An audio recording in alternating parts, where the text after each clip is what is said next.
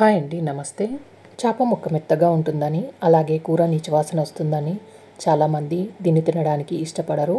అలాంటి వారి కోసమే ఈ చేప ముక్క చికెన్ ముక్కలా గట్టిగా ఉండి అస్సలు నీచు వాసన రాకుండా ఎలా చేసుకోవాలో మీకు ఈ వీడియోలో చూపిస్తా అండి. ఇలా కనుక ఫిష్ కర్రీ చేస్తే తినని వాళ్ళు కూడా ఇష్టంగా తింటారండి. ఫిష్ మసాలా కర్రీ చేయడానికి 1 kg వరకు చేప ముక్కల్ని శుభ్రంగా కడిగి తీసుకున్నానండి. ఇప్పుడు ఇందులోకి 1/2 టేబుల్ స్పూన్ వరకు ఉప్పు, 1 టేబుల్ స్పూన్ కారం, అలాగే 1/2 టేబుల్ స్పూన్ పసుపు, 1/2 టేబుల్ స్పూన్ వరకు అల్లం వెల్లుల్లి పేస్ట్ వేసుకొని ఒకసారి మొత్తం వీటిని కలిపి ఒక అరగంట పాటు పక్కన ఉంచుకొని నానబెట్టుకోవాలండి. ఇప్పుడు స్టవ్ మీద ఒక ప్యాన్ పెట్టి దాంట్లో 3 to 4 టేబుల్ స్పూన్ వరకు ఆయిల్ వేసుకొని ఆయిల్ వేడైన తర్వాత ముందుగా కలిపెట్టి నానబెట్టుకున్న ఫిష్ ముక్కల్ని ఒక్కొక్కటిగా పెట్టుకొని బాగా ఫ్రై చేసుకొని తీసుకోవాలి. ఇలా వీటిని వేయించుకొని తీసుకోవడం వల్ల ముక్క గట్టిపడడమే కాకుండా టేస్ట్ కూడా చాలా బాగుంటుందండి. అలాగే నీచు వాసన రాకుండా కూడా ఉంటుంది.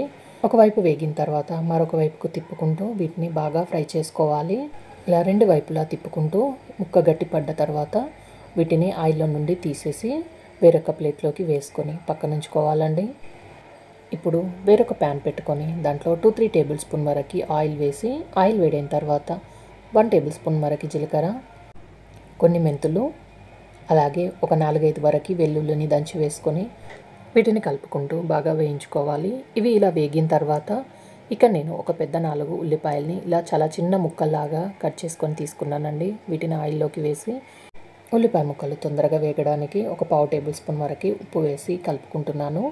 ఈ ఉల్లిపాయ ముక్కల్ని ఇప్పుడు ఒక 5-6 నిమిషాల పాటు కలుపుకుంటూ వేయించుకుంటే ఇలా బాగా వేగిపోయాయండి. ఇప్పుడు ఇందులోకి 1/2 టేబుల్ స్పూన్ వరకు అల్లం వెల్లుల్లి పేస్ట్, అలాగే 1/2 టేబుల్ స్పూన్ పసుపు, ఒక 3-4 పచ్చిమిర్చిని ఇలా కట్ చేసుకొని వేసుకొని వీటిని కూడా ఆయిల్లో బాగా వేగనివ్వాలి. అల్లం వెల్లుల్లి పేస్ట్ పచ్చివాసన పోయిన తర్వాత అలాగే పచ్చిమిర్చి వేగిన తర్వాత ఇక నేను ఒక 4-5 వరకు టమాటాలని గ్రైండ్ చేసి తీసుకున్నాను.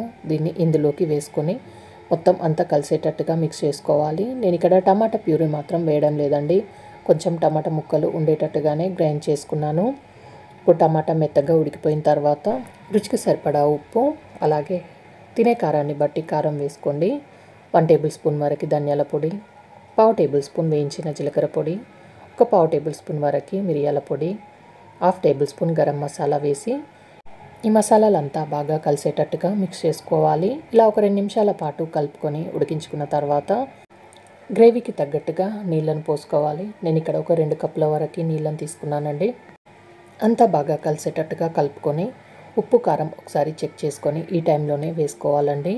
మళ్ళీ మనం చేప ముక్కలు వేసిన తర్వాత కలపలేం కాబట్టి ఒకసారి ఉప్పు కారం చెక్ చేసుకొని వేసుకోండి.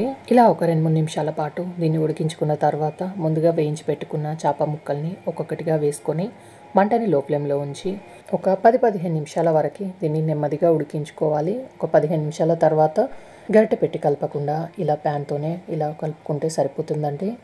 ఇప్పుడు ఆయిల్ సపరేట్ అయిన తర్వాత దీనిపై నుండి చిన్నగా కట్ చేసుకున్న కొత్తిమీరను వేసుకొని స్టవ్ ఆఫ్ చేసి దీన్ని దించేయడమే. అంతే అండి, ఫిష్ మసాలా కర్రీ రెడీ అయిపోయింది. దీన్ని వైట్ రైస్తో కానీ, జొన్న రొట్టెతో కానీ, రోటితో కానీ తినొచ్చు. చేప ముక్క గట్టిగా ఉండి ఎంతో టేస్టీగా ఉండే గ్రేవీతో ఫిష్ మసాలా కర్రీ రెడీ అయిపోయింది. దీన్ని ఇలా నేను చూపించినట్టుగా తప్పకుండా ఒకసారి ట్రై చేయండి. మీకు ఎలా కుదిరిందో కింద కామెంట్ చేయండి.